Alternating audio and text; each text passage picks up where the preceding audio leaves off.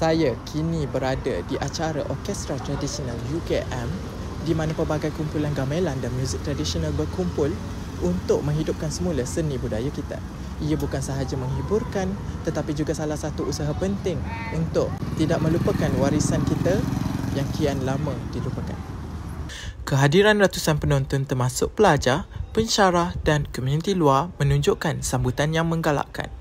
Satu tanda bahawa seni tradisional masih dekat di hati rakyat, khususnya generasi muda.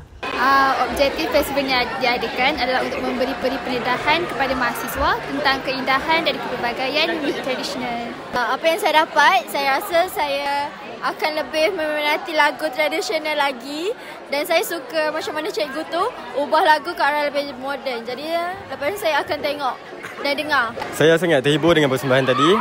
Sebagai seorang yang agak minat dengan persembahan tradisional Melayu, bagi saya pelajar UKM dah lakukan yang terbaik untuk nak hiburkan semua yang datang.